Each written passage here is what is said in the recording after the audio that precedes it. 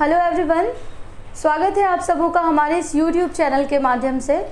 तो last classes हम लोगों की हिस्ट्री की जो हुई थी वो मगध का उत्कर्ष था, जिसमें हम लोगों ने ये देखा था कि मगध 16 महाजनपद में मगध एक शक्तिशाली महाजनपद बन के आगे उभरता है और उसमें वंश के क्रम को हम लोगों ने देखा था और प्रत्येक वंश के जो मुख्य शासक हुए थे किन्होंने क्या काम किया था उसको एक एक करके हम लोगों ने देखा था।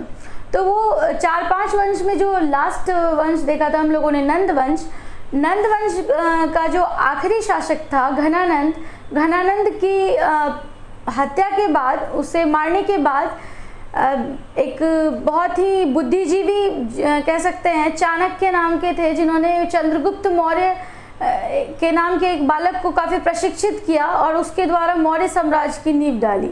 तो मौर्य साम्राज्य हम लोगों के लिए सिलेबस में भी काफ़ी इम्पोर्टेंट है और एग्ज़ाम में अक्सर उससे 1-2 क्वेश्चंस रहते ही हैं, जैसे कि चंद्रगुप्त मौर्य से हो या फिर बिंदुसार से हो या फिर अशोका से हो, इनसे कहीं ना कहीं क्वेश्चन हम लोगों को देखने के लिए मिलता है। और तो हम लोग आज जो है मौर्य वंश के बारे में देखेंगे, जो भी उसका इम्पोर्टेंट तथ्य है। तो काफ़ी लंबा है थोड़ा चैप्टर, तो फिर भी उसको शॉर्ट करके 1 या 2 वीडियो में उसको ख़त्म किया जाएगा। और ऐसा आशा है कि आप लोग को समझ में आ रहा होगा, आप लोग नोट्स बना रहे होंगे और इसी तरीके से देखते रहिएगा। लेकिन क्या है ना कि जब तक आप लोग सेट नहीं मारिएगा या फिर क्वेश्चन का पैटर्न नहीं देखिएगा या सिलेबस नहीं देखिएगा, तब तक कुछ नहीं समझ में आएगा। लगेगा क्या बोला जा रहा है, बस आया और छोड़ दिए देख के थोड़ा सा। तो ऐसा नहीं करना है, थोड़ा सा समझने का कोशिश कीजिए, स्पेशली जो सीरियस हैं पढ़ाई को लेकर के या जॉब को लेकर के या किसी भी एग्ज़ाम को क्रैक करने के लिए, क्योंकि आप लोगों की हेल्प के लिए ये किया जा रहा है। और जो भी है शॉर्टकट में बताया जा रहा है, रिसर्च पर्पस नहीं है हमारा उद्देश्य, जो भी है वो एग्ज़ाम को लेकर के है। तो ध्यान से देखते चलिए और जो भी होता है एक कॉपी और पेन लेकर के बैठिए, ताकि इम्पॉर्टेंट पॉइंट आप लोग नोट डाउन कर सकते हैं। ठीक है, तो स्टार्ट करते हैं बिना समय को गवाए हुए। हमारा जो आज का टॉपिक है most important, most favourite, Maurya वंश, मौर्य डायनेस्टी, इसके बारे में हम लोग जानते हैं। सबसे पहले ये समझिए कि इसकी जो जानकारी है, मौर्य वंश की जानकारी अभिलेख और शिलालेख से भी मिलती है और दूसरी तरफ जो है इसे साहित्यिक स्रोत से भी जाना जा सकता है। तो साहित्यिक स्रोत में कुछ किताब हैं, कुछ बुक्स हैं जिनके नाम को मैंने यहाँ लिखा है, तो पहले उसको देखिए। मौर्य वंश का जो साहित्यिक प्रमाण मिलता है उसके कुछ उदाहरण हैं, जैसे कि इंडिका, बहुत ही फेमस बुक है ये मेगास्थनीज की। इंडिका से जो है मौर्य वंश के बारे में जानकारी मिलता है। अभी हम लोग साहित्यिक स्रोत देख रहे हैं, ऐसा साहित्य जिससे कि इस वंश के बारे में जानकारी मिलती है, इंडिका से मिलती है। उसके बाद यदि वृहत कथा मंजरी एक पुस्तक है, ये क्षेमेंद्र की रचना है। किसकी है? क्षेमेंद्र इसके राइटर हैं, इसके द्वारा लिखा गया है ये पुस्तक वृहत कथा मंजरी। नेक्स्ट यदि बुक देखें तो है ये मुद्रा राक्षस, विशाख दत्त द्वारा लिखित है ये, विशाख दत्त। नेक्स्ट जो बुक है वो है अर्थशास्त्र, ये भी काफी फेमस है, कौटिल्य की रचना है ये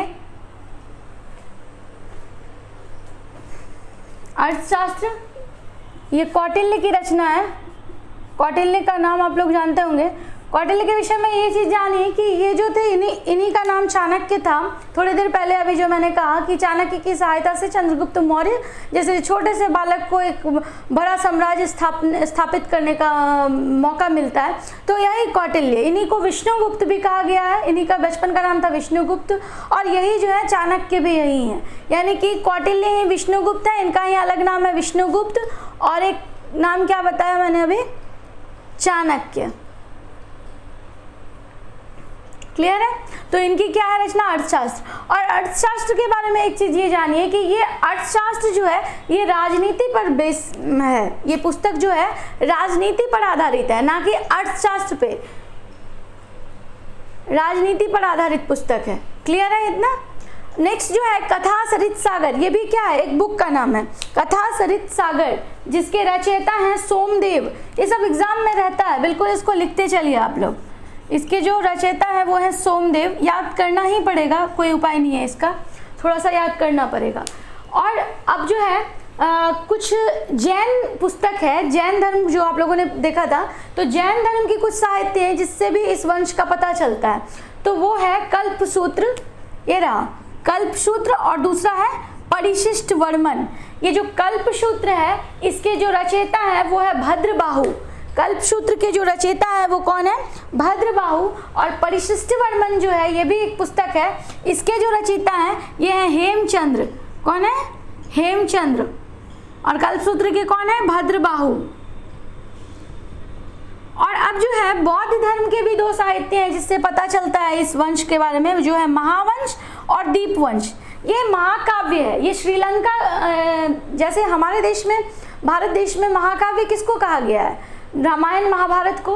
उसी तरह श्रीलंका का ये महाकाव्य है, महावंश, दीपवंश। इसमें ही एक और आता है दिव्यावादान, ये सब क्या है? महाकाव्य है श्रीलंका का। तो इससे पता क्या चलता है? मौर्य वंश के बारे में। क्लियर है इतना? अब नेक्स्ट देखते हैं हम लोग। ये था क्या? ये था साहित्यिक प्रमाण, मौर्य वंश को जानने का साहित्यिक प्रमाण, जिसके अंतर्गत ये सब साहित्य किताब है जिसको हम लोगों ने देखा। इंडिका, मेगास्थनीज की रचना, बृहत कथा मंजरी क्षेमेंद्र द्वारा रचित, मुद्रा राक्षस विशाख दत्त की रचना, अर्थशास्त्र कौटिल्य द्वारा लिखा गया है, कथा सरित सागर सोमदेव की रचना है। उसके बाद जैन साहित्य कल्पसूत्र भद्रबाहु की रचना है, और परिशिष्टि वर्मन हेमचंद्र की रचना है। वहीं बौद्ध साहित्य महावंश और दीपवंश जो है उससे भी मौर्य वंश के बारे में जानकारी मिलती है। यहाँ तक क्लियर है? आगे देखिए 322 बीसी में क्या होता है? घनानंद को हटाने के बाद गद्दी से चाणक्य की सहायता से चंद्रगुप्त मौर्य जो है वो गद्दी पर बैठता है, यानी कि मौर्य साम्राज्य की स्थापना करने वाला चंद्रगुप्त मौर्य कब बैठता है? 322 बीसी में। कब बैठता है? 322 बीसी में। क्लियर है? अब नेक्स्ट चीज देखिए, जो भी इंपॉर्टेंट चीज है पढ़ने के लिए बहुत कुछ है, बहुत बड़ा हो सकता है। अब यदि साहित्यिक प्रमाण का ही बात करें हम लोग तो इसके अंतर्गत बहुत सारी किताबें आती हैं, लेकिन ये जरूरी नहीं है कि सारे किताब को पढ़ना। जो इम्पोर्टेंट है, जो एग्जाम में आया हुआ है या आने वाला है या उस पे एक अंदाजा लगाया जा सकता है कि वो आएगा, उसको बताया जा रहा है। ठीक है, तो ध्यान से देखिए। अब बात करते हैं हम लोग कि क्योंकि यूनानी का तभी जो था, यूनानी देश के लोग जो थे उनका संबंध भारत से कहीं ना कहीं था, तो यूनानी लेखक जो हैं, कुछ लेखक, वो चंद्रगुप्त मौर्य को कुछ नाम, देखिए मौर्य वंश में हम लोगों को सब राजा के बारे में, सब शासक के बारे में नहीं पढ़ना है, स्पेशली 3 शासक के बारे में पढ़ना है। पहला है चंद्रगुप्त मौर्य जो कि प्रथम होगा, दूसरा उसका बेटा बिंदुसार के बारे में पढ़ना है, और तीसरा अशोक महान जिसको कहते हैं। इन तीनों के बारे में ज़्यादा जरूरी है पढ़ना, और फिर आखिरी शासक जो बृहद्रथ होगा वो जानना है। तो अभी हम लोग पहले शासक के बारे में देख रहे हैं, चंद्रगुप्त मौर्य के बारे में, जिसके बारे में हम लोगों ने क्या देखा कि 322 बीसी में वो कहाँ बैठता है? गद्दी पे बैठता है। दूसरा चीज हम लोग ये देखें कि इसको जो है यूनानी लेखक, क्योंकि यूनानी संबंध तभी था भारत से। अच्छा, तो यूनानी इतिहासकार जो है वो अपनी बुक में चंद्रगुप्त मौर्य को सेंड्रोकोटस कहे हैं। क्या कहे हैं? सेंड्रोकोटस। और ये सेंड्रोकोटस कहने वाले जस्टिन और स्ट्रैबो थे। कौन थे? जस्टिन और स्ट्रैबो थे सेंड्रोकोटस नाम देने वाले। ठीक है, दूसरा नाम इनको मिला है एंड्रोकोटस। एंड्रोकोटस जो नाम दिए हैं वो है प्लूटार्क या एरियन, इसको कहा गया है। ठीक है, ये दोनों मोस्ट इंपॉर्टेंट है, आता है एग्जाम में क्वेश्चन अक्सर। तो सेंड्रोकोटस और एंड्रोकोटस किसका नाम है? चंद्रगुप्त मौर्य का नाम है। तो सेंड्रोकोटस को जस्टिन दिया है नाम या स्ट्रैबो, और एंड्रोकोटस जो नाम दिया है वो प्लूटार्क या एरियन। क्लियर है इतना? अब देखिए, ये बात पता ही नहीं था किसी इंडियंस को कि सेंड्रोकोटस और एंड्रोकोटस जो है वो चंद्रगुप्त मौर्य को कहा गया है। ये जो पता लगाया एक, ये आप लोग आगे पढ़ेंगे, एशियाटिक सोसाइटी की स्थापना करने वाले थे एक सर विलियम जोन्स। ठीक है, तो सर विलियम जोन्स जो थे, यहाँ पे लिखा है मैंने, सर विलियम जोन्स जो थे वही इस बात को क्लियर किए थे कि ये जो नाम है ये किसका है? चंद्रगुप्त मौर्य का। ये भी आया हुआ एग्जाम में कि किसने ये आइडेंटिफाई किया था कि सेंड्रोकोटस और एंड्रोकोटस चंद्रगुप्त मौर्य है, तो किसने किया था? सर विलियम जोन्स ने। क्लियर है इतना? अब आगे देखते हैं हम लोग। इनका जो युद्ध हुआ है, चंद्रगुप्त मौर्य जो थे ये काफ़ी प्रसिद्ध हुए, ये मतलब एक अच्छे राजा का इन्होंने रोल निभाया। तो इनका युद्ध हुआ था 305 बीसी में। क्या हुआ था? इनका युद्ध हुआ था। किसके साथ हुआ था? तो सेल्यूकस निकेटर के साथ हुआ था। ठीक है, 305 BC में चंद्रगुप्त मौर्य जो है उसका युद्ध हुआ था किसके साथ? सेल्यूकस निकेटर के साथ युद्ध हुआ था। ठीक है, इसमें क्या होता है, सेल्यूकस निकेटर की जो होती है हार हो जाती है। क्या होती है? हार हो जाती है। तो क्या होता है हारने के बाद? क्या है कि ऐसा होता था पहले कि यदि आप हार रहे हैं तो आपको या तो सरेंडर करना है या आपसे कुछ मांगा जाएगा या आपको कुछ देना है उपहार स्वरूप। तो हुआ क्या, ये सेल्यूकस निकेटर के हारने के बाद सेल्यूकस निकेटर ने चंद्रगुप्त मौर्य को अपनी पुत्री दे दी, यानी कि अपनी बेटी हेलेना से विवाह होगा किसका? चंद्रगुप्त मौर्य का। ठीक है, तो हेलेना से विवाह होता है चंद्रगुप्त मौर्य का। उसके बाद कुछ क्षेत्र जो थे वो सेल्यूकस निकेटर के द्वारा चंद्रगुप्त मौर्य को दिया जाता है, जैसे कंधार का एरिया, मकरान तट का एरिया, ये सब एरिया किसको दिया जाता है? चंद्रगुप्त मौर्य को। अब चंद्रगुप्त मौर्य भी जब दोनों में युद्ध हो गया तो चंद्रगुप्त मौर्य ने भी 500 हाथी सेल्यूकस निकेटर को दान में दिया। कितना? 500 हाथी क्या किया? सेल्यूकस निकेटर को दान में दिया। क्लियर है इतना ना? अब आगे देखिए, अब यदि बात किया जाए चंद्रगुप्त मौर्य जो थे वो किस धर्म के अनुयायी थे, तो क्या कहना है? चंद्रगुप्त मौर्य जो थे वो किस धर्म के अनुयायी थे, तो क्या कहना है? जैन धर्म के अनुयायी थे। चंद्रगुप्त मौर्य किस धर्म के अनुयायी थे? जैन धर्म के अनुयायी थे। इन्होंने क्या किया था? इन्होंने भद्रबाहु से शिक्षा लिया था। अभी जो हम लोगों ने देखा था कल्पसूत्र की रचना भद्रबाहु ने की थी, वही भद्रबाहु जो थे वो चंद्रगुप्त मौर्य के गुरु थे। और दूसरा चीज़ ये जानिए कि इन्होंने क्या किया था, चंद्रगुप्त मौर्य पहला शासक हुआ था ऐसा प्रतापी जिसने दक्षिण पर जाके आक्रमण किया था। दक्षिण में भी ये विजय प्राप्त किए थे चंद्रगुप्त मौर्य। और जैन धर्म भद्रबाहु से शिक्षा लेने के बाद ये जो है ये चले जाते हैं श्रवणबेलगोला। कहाँ चले जाते हैं? श्रवणबेलगोला, कर्नाटक का एरिया है ये। यहाँ जाकर ये जो चंद्रगुप्त मौर्य थे ये संलेखना विधि के द्वारा क्या करते हैं? अपने प्राण को त्याग करते हैं। जैन धर्म का ये बहुत ही प्रचलित विधि था संलेखना विधि। इसमें खाना पीना को छोड़ दिया जाता है। जैन धर्म में मैंने ये आप लोगों को बताया है पहले ही। तो संलेखना विधि द्वारा इन्होंने अपना क्या किया? देह त्याग किया। और उसके बाद चंद्रगुप्त मौर्य के बाद इनके जो पुत्र होंगे बिंदुसार, वो गद्दी पे बैठेंगे।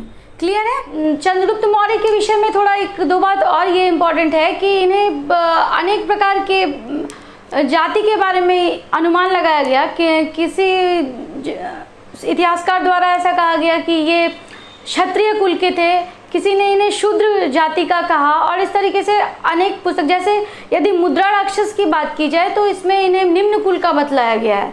फिर बौद्ध ग्रंथ में, बौद्ध साहित्य में जो अभी हम लोगों ने देखा दीपवंश, महावंश, उसमें इन्हें क्षत्रिय कहा गया है। तो इस तरीके से अनेक इतिहासकारों ने या अनेक साहित्य ने, अनेक पुस्तकों ने इन्हें अलग अलग तरीके से बतलाया। अब हम लोग जो है उनके पुत्र बिंदुसार के बारे में थोड़ा देखते हैं। हालांकि उनके बारे में कुछ ज़्यादा इम्पोर्टेंट नहीं है, लेकिन जो भी है इम्पोर्टेंट एग्जाम के पॉइंट ऑफ व्यू से उसको देख लेते हैं। तो बिंदुसार के विषय में ये जानिए सबसे पहले कि ये चंद्रगुप्त मौर्य का पुत्र था, ये तो जान ही रहे। और इनके बारे में क्या है बिंदुसार के बारे में कि इन्हें वायु पुराण में, जैसे अभी हम लोगों ने देखा था ना कि चंद्रगुप्त मौर्य को क्या कहा गया है, या फिर उनको क्या किस तरीके से सैंड्रोकोटस या एंड्रोकोटस कहा गया, किसने कहा, उसी तरीके से बिंदुसार को वायु पुराण में वारिसार या भद्रासार कहा गया है। ठीक है, और एग्जाम में ये भद्रासार आने वाला एक बार है क्वेश्चन कि भद्रासार मौर्य वंश के किस शासक को कहा गया था, तो बिंदुसार को। ठीक है, तो बिंदुसार को वायु पुराण में क्या कहा गया है? वारिसार या भद्रासार। क्लियर है इतना? अब देखिए जैन धर्म में बिंदुसार को क्या कहा गया है? सिंहसेन। जैन धर्म में बिंदुसार को क्या कहा गया है? सिंहसेन। अब यदि नेक्स्ट बात करें यूनानी साहित्य क्या कहता है बिंदुसार को, तो यूनानी साहित्य जो है वो अमित्रोघात कहता है। यूनानी साहित्य बिंदुसार को क्या कहता है? अमित्रोघात या अमित्रोचेट्टस भी कहीं कहीं मिलेगा आप लोगों को। अमित्रोचेट्टस, इसका मतलब होता है ना कि दुश्मनों को पराजित करने वाला, शत्रुओं का नाश करने वाला, इसका अर्थ होता है। ठीक है, अब देखिए नेक्स्ट चीज देखते हैं कि इनका जो संबंध था अन्य देश के राजाओं से भी था बिंदुसार का संबंध। तो उसमें मिस्र के एक शासक का मिलता है नाम डायोनिशस। मिस्र के एक शासक के साथ उनका अच्छा खासा संबंध था, डायोनिशस के साथ। ठीक है, और एक इम्पॉर्टेंट ये है कि सीरिया के एक शासक थे, सीरिया के एक शासक थे डायमेकस, इनके साथ भी इनका अच्छा संबंध था। यह इस तरीके से प्रमाणित होता है कि बिंदुसार ने इनसे जो है डायमेकस से 3 चीज़ों की मांग की थी। किसकी मांग की थी? देखिए, मीठी मदिरा, सूखी अंजीर और एक दार्शनिक। सूखी अंजीर और एक दार्शनिक, ये 3 चीज़ की मांग की थी किसने? बिंदुसार ने। इसमें क्या है ना कि सीरिया के जो ये शासक थे डायमेकस, इन्होंने केवल एक दार्शनिक को नहीं भेजा था, बाकी जो है ये मीठी मदिरा और सूखी अंजीर को भिजवा दिया था। ये भी आया हुआ है क्वेश्चन। और एक चीज़ और जानिए कि चंद्रगुप्त मौर्य में एक चीज़ छूट गया था हमारा कि मेगास्थनीज, जो कि बहुत ही आप लोग सुने होंगे नाम, इंडिका की जिन्होंने रचना की थी, वो भी जो है चंद्रगुप्त मौर्य के दरबार में ही आने वाला यूनानी यात्री था, पहला यूनानी यात्री। क्लियर है? तो वो भी आप लोग नोट डाउन कर सकते हैं। अब देखिए नेक्स्ट चीज़ क्या हुआ था इनके समय में, बिंदुसार के समय में, कि तक्षशिला पर आक्रमण हुआ था, यानी कि तक्षशिला में विद्रोह हुआ था। और तक्षशिला में विद्रोह के दौरान ही बिंदुसार ने अपने पुत्र अशोक को भेजा था इसे दबाने के लिए, इस विद्रोह को दबाने के लिए अशोक को भेजा था। और इसके बाद ओवरऑल इनका जो शासन है वो खत्म हो जाता है और इसके बाद जो है अशोक बैठेंगे गद्दी पर। ठीक है, तो अशोक के बारे में अब हम लोग देखते हैं, जो कि बहुत ज़रूरी है जानना हम लोगों को। अब यदि नेक्स्ट शासक की बात करें हम लोग, तो बिंदुसार का पुत्र जो कि अशोक महान के नाम से गद्दी पर बैठता है, तो उसके बारे में जानना बहुत इम्पोर्टेंट है, क्योंकि उन्होंने बहुत सारे ऐसे काम किए थे जिसके कारण उन्हें बहुत ही ख्याति प्राप्त हुई। और काफ़ी इंटरेस्टिंग कैरेक्टर है ये अशोक का, जिसको कि जानना ज़रूरी है, क्योंकि पहली बात तो ये है कि ये हमारे भारत के महान सम्राट के नाम से भी जाने गए। और दूसरी ये इनकी विशेषता है कि पूरे मगध वाले एरिया को से लेकर के ये पूरे सुदूर उत्तर हो या दक्षिण हो, सब जगह इन्होंने अपना छाप छोड़ा। तो अब इनके बारे में यदि बात करें तो कुछ इम्पॉर्टेंट चीज़ है जिसको कि ज़रूरी है जानना। जैसा कि हेडिंग में ही देख रहे हैं आप लोग अशोक, इसलिए इनके बारे में ये पहले समझिए कि इनकी माता जो थी, इनकी माता का नाम था सुभद्रांगी। क्योंकि बिंदुसार जो थे उन्होंने जो शादी की थी, एक शादी नहीं की थी, तो इनकी जो पत्नी थी सुभद्रांगी, उनका पुत्र था ये अशोक, यानी कि अशोक की माता सुभद्रांगी। ठीक है, अब सबसे ज़्यादा इम्पॉर्टेंट ये है कि आप लोग जब भी सेट मारेंगे, सेट बनाएंगे, तो हर एक सेट में 1 या 2 सेट के बाद आप लोगों को ये उपाधि से क्वेश्चन रहता ही है। ठीक है, तो इसको बहुत इम्पॉर्टेंट रूप में समझिए और एकदम से लिख लीजिए। इनको जो उपाधि मिला था वो देवनाम प्रिय था। इसका कभी कभी शाब्दिक अर्थ भी पूछ देता है, तो इसका मतलब है देवताओं का प्रिय होने वाला, देवता इनको चाहते थे, ऐसा इसका अर्थ हुआ। तो इनका ये उपाधि था। उसके बाद इनके जो अशोक के काफ़ी अभिलेख और शिलालेख हुए, तो इन्होंने क्या किया था, अपने अभिलेख में ऐसा वर्णित कर दिया था सब कुछ को, जो कि बाद में कोई पढ़ के समझ ले। तो इनका एक भाबरू अभिलेख है, राजस्थान का है ये। ठीक है, इसमें जो है इनका नाम प्रियदर्शी, अशोक प्रियदर्शी नाम से इसको नवाजा गया है। प्रियदर्शी कहाँ मिलता है, किस अभिलेख से? भाबरू अभिलेख से। क्लियर है? नेक्स्ट जो है अशोक, इनका नाम जो अशोक है, ये किस अभिलेख से मिलता है? तो ये गुर्जर और मास्की, ये मोस्ट इम्पॉर्टेंट है। ये जो है गुर्जर और मास्की अभिलेख से इनका नाम अशोक पता चलता है। ठीक है, नेक्स्ट जो है अशोक वर्धन, इसको कहाँ कहा गया है? तो अशोक वर्धन इनको पुराण में कहा गया है। ठीक है, क्लियर है इतना? सबसे पहले क्या देखा हम लोगों ने, इनकी माता का नाम सुभद्रांगी था, उपाधि इनको देवनाम प्रिय मिला, और प्रियदर्शी इनको भाबरू अभिलेख में कहा गया है, और अशोका नाम जो है अशोक, ये गुर्जर और मास्की अभिलेख में मिला है, और अशोक वर्धन वहीं पे पुराण में मिला है इनका नाम। अब देखिए इनके बारे में ये जानिए कि ये जो है क्या होता है इनका, कि ये 269 BC में, 269 ईसा पूर्व में ये गद्दी पर बैठते हैं। अशोक जो है 269 ईसा पूर्व में गद्दी पर बैठते हैं, और इन्होंने क्या किया था, अपने 99 भाइयों की हत्या करके उसके बाद ये जीता था और फिर गद्दी पर बैठा था। ठीक है, तो काफ़ी संघर्ष के बाद जो है ये क्या बनते हैं, राजा बनते हैं। काफ़ी मेहनत झलकता है और एक डेडिकेशन था राजा बनने के लिए या गद्दी प्राप्त करने के लिए, तो उन्होंने क्या किया, अपने 99 भाइयों की हत्या कर डाली। ठीक है, उसके बाद क्या होता है, गद्दी पे बैठने के 8 वर्ष बाद, कितने वर्ष बाद? 8 वर्ष बाद इन्होंने क्या किया, कलिंग पर आक्रमण किया 261 बीसी में। बहुत इंपॉर्टेंट है, 261 बीसी में इन्होंने क्या किया, कलिंग पर आक्रमण किया और मतलब बहुत बड़ा नुकसान हुआ, वहाँ पे जान माल की भी हानि हुई, काफ़ी लोग मारे गए, बहुत लोग घायल हुए। और कहा जाता है कि कलिंग पर आक्रमण इसलिए किया था इन्होंने कि इनको एक तो इनको आर्थिक सहायता चाहिए था वहाँ पे, दूसरा चीज़ ये था कि कहा जाता है कि वहाँ के हाथी बहुत ज़्यादा फेमस थे हाथियों के लिए, या फिर एक और इनका है मानना इतिहासकारों का कि वो एक रोक का काम कर रहा था, मतलब ब्रेकर बन रहा था अशोक को जीतने के लिए, दक्षिण जाना हो या उनको बंगाल की खाड़ी की तरफ करना हो आक्रमण, तो कलिंग बीच में एक ब्रेकर का काम कर रहा था। कहते हैं ना कि दो शक्तिशाली लोग एक जगह नहीं रह सकते, किसी एक को झुकना पड़ेगा। तो वही 261 बीसी में क्या किया इन्होंने, अशोक ने कलिंग पर आक्रमण किया और उसके बाद जीत हासिल की। लेकिन इस युद्ध में इन्हें काफ़ी ठेस पहुंचा, इतने लोगों को मरता देखकर इतने लोग घायल थे, मतलब इतनी क्षति को ये देख रहे थे कि इनके मन में एक क्लेश सा हो गया और अशांति सा महसूस ये करने लगे। और उसके बाद क्या होता है कि एक बौद्ध भिक्षु था उपगुप्त, एक बौद्ध भिक्षु था उपगुप्त, जिससे कि ये बात करते हैं, अशोक बात करते हैं और उनका क्या होता है, अशोक का मन बदल जाता है, मन विचलित था और ये कलिंग आक्रमण के बाद उनको थोड़ा सा रिलैक्स चाहिए था, रिलैक्स करना था और दिमाग में एक हलचल सा था और शांति चाहते थे। तो इसके बाद ये उपगुप्त से मिलते हैं और इसके शरण में आकर इससे कुछ शिक्षा मिलता है इनको और ये क्या करते हैं, बौद्ध धर्म को धारण कर लेते हैं। क्या करते हैं, बौद्ध धर्म को धारण कर लेते हैं।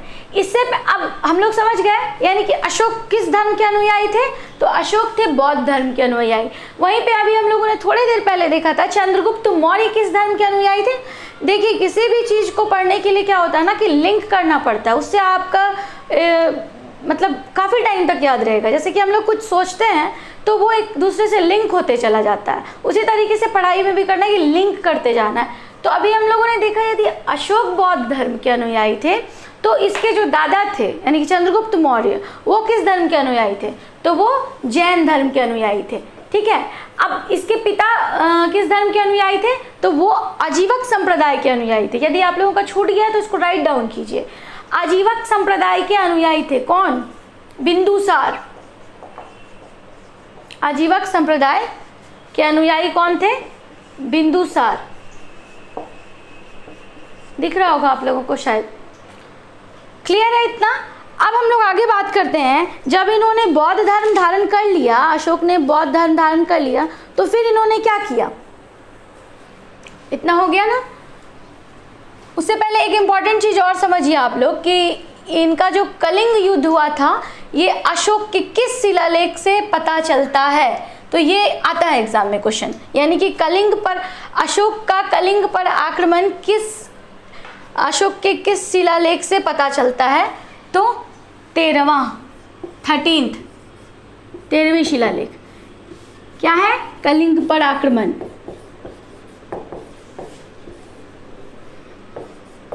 कलिंग पर आक्रमण।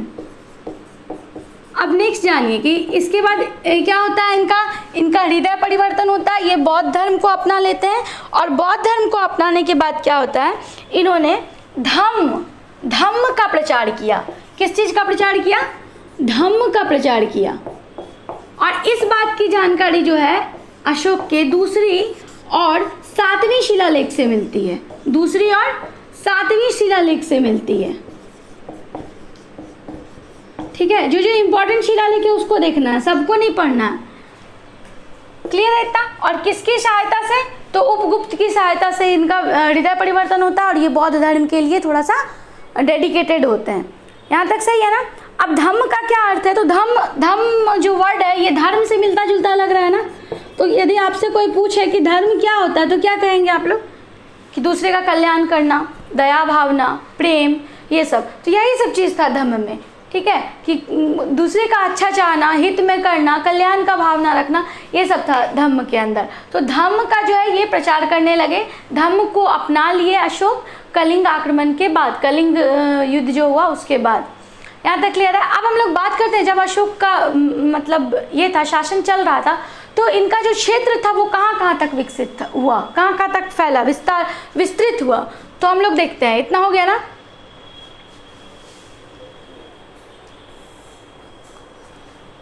ठीक है, अब हम लोग देखते हैं, यदि उत्तर में बात करें तो आप लोग श्रीनगर का नाम सुने होंगे, जम्मू कश्मीर की राजधानी। तो ये जानिए कि श्रीनगर की जो स्थापना की है वो भी किसने की है, अशोक ने। श्रीनगर के संस्थापक कौन हुए, अशोक।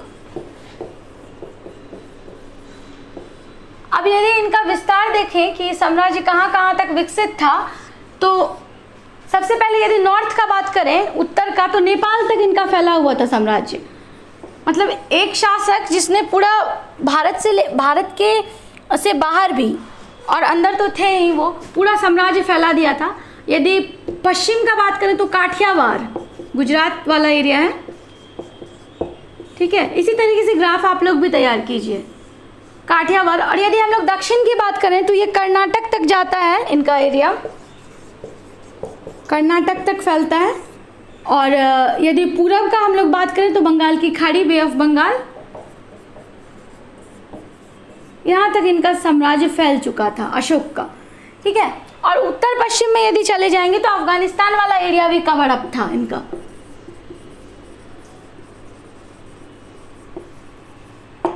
ठीक है, तो ये हो गया इनका विस्तार, साम्राज्य का विस्तार कहाँ कहाँ तक था, ये क्लियर है। यहाँ तक क्लियर है ना। अब हम लोग आगे देखते हैं कुछ इंपॉर्टेंट पॉइंट इन्हीं के बारे में, अशोक के बारे में।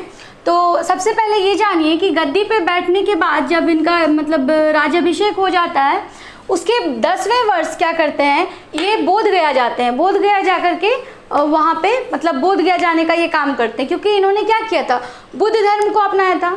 और एक चीज़ इम्पॉर्टेंट ये है कि अशोक जो है वो बौद्ध धर्म को जो अपनाए हैं, उसकी जानकारी कहाँ से मिलती है, तो उसकी जानकारी जो मिलती है वो भाबड़ू अभिलेख से मिलती है। कहाँ से मिलती है, भाबड़ू अभिलेख से मिलती है। ठीक है, ये भाबड़ू अभिलेख अभी आप लोगों को बताए थे, राजस्थान का है। अब नेक्स्ट देखिए पॉइंट कि 20वें वर्ष, ठीक है, 20वें वर्ष क्या करते हैं, ये लुम्बिनी की यात्रा करते हैं। लुम्बिनी वही जहाँ गौतम बुद्ध का जन्म स्थल है, लुम्बिनी वही जहाँ गौतम बुद्ध का जन्म स्थल है। और इससे रिलेटेड एक चीज़ ये है कि एक रुमिनदेही अभिलेख है इनका। रुमिनदेही अभिलेख से पता चलता है क्या, कि गौतम बुद्ध का जन्म कहाँ हुआ था, लुम्बिनी में, नेपाल में। क्लियर है इतना। अब यदि हम लोग आगे बात करें, यानी कि अशोक को बौद्ध धर्म में रुचि आ गया और वो बौद्ध धर्म के लिए बहुत सारा काम करने लगे। लेकिन एक चीज़ और जानिए आप लोग कि बौद्ध धर्म के अलावा ये दूसरे धर्म में भी काफ़ी दिलचस्पी रखते थे। ऐसा नहीं था कि वो किसी को ज़बरदस्ती कहते थे कि आप बौद्ध धर्म अपनाइए या आप ये धर्म अपनाइए। जिसको जिस चीज़ में स्वतंत्रता था उस तरीके का इन्होंने फैसला उन पे छोड़ा था। इन्होंने आजीवक संप्रदाय के लिए भी योगदान दिया था। आजीवक संप्रदाय के लिए बराबर की पहाड़ी जो है उसको कटवा करके, आजीवक संप्रदाय जो इसके पिता जिस संप्रदाय को अपनाए थे, तो क्या किया था इन्होंने कि ये बराबर की पहाड़ियों को तुड़वा कर 4 गुफाओं का निर्माण किया था। इससे क्या पता चलता है कि ये क्या थे, उदारवादी टाइप के थे। मतलब इन्हें इस तरीके का कोई कट्टरता नहीं था धर्म को लेकर के, और सभी धर्म का ये सम्मान करना जानते थे। क्लियर है इतना। अब यदि आगे बात करें तो इनकी प्रिय पत्नी कौन थी, 4 शादी इन्होंने किया था। तो इनकी जो प्रिय पत्नी थी वो थी काडुवाकी।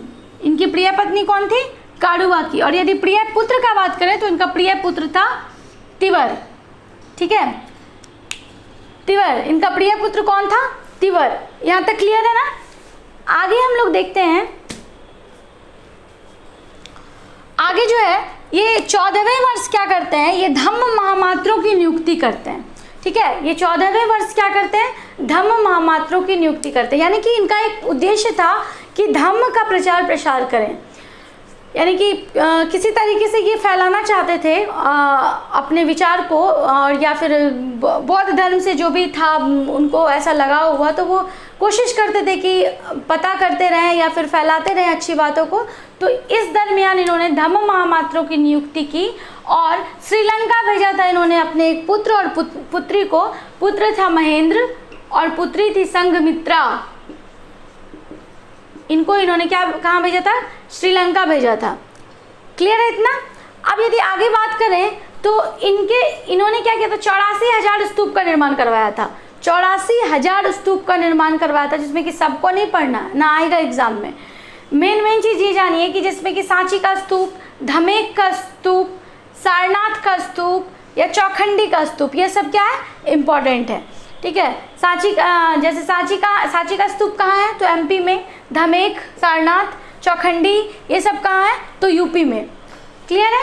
अब बात करते हैं यदि तीसरी बौद्ध संगीति की, तो तीसरी बौद्ध संगीति जो हुई थी वो किसके टाइमिंग में हुई थी, अशोक के टाइम में हुई थी। क्लियर है ना।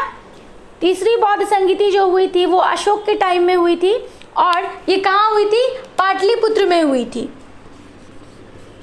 और इसकी अध्यक्षता तो बताया ही गया आप लोगों को। इसकी अध्यक्षता किसने की थी, मोगालीपुत्र तिस ने। यहाँ तक क्लियर है ना। तो अशोक के बारे में जो भी इम्पोर्टेंट था उसको मैंने बता दिया है। काफ़ी लंबा वीडियो ना हो जाए इसलिए इसको यहीं पे अब हम लोग स्टॉप करते हैं। और नेक्स्ट वीडियो जो आप लोगों का आएगा, जो भी बचा हुआ है, जैसे कि मौर्य काल में कैसी व्यवस्था थी, राजतंत्रात्मक थी या गणतंत्रात्मक थी, कैसे लोग रहते थे, किस तरीके का एडमिनिस्ट्रेशन था, इस सब चीज़ को जानने के लिए हम लोग नेक्स्ट वीडियो को लाएंगे। और आप लोग थोड़ा वेट कीजिए, थोड़ा इंटरेस्ट दिखाइए वीडियो के लिए, लाइक कीजिए, अच्छे से शेयर कीजिए और फ़ायदा उठाइए। यदि कुछ किया जा रहा है आप लोगों के लिए तो उसका यूज़ कीजिए और अच्छा लगता है, और आप लोग मोटिवेट करते रहिए इसी तरीके से, और देखते रहिए हमारे चैनल को। Thank you.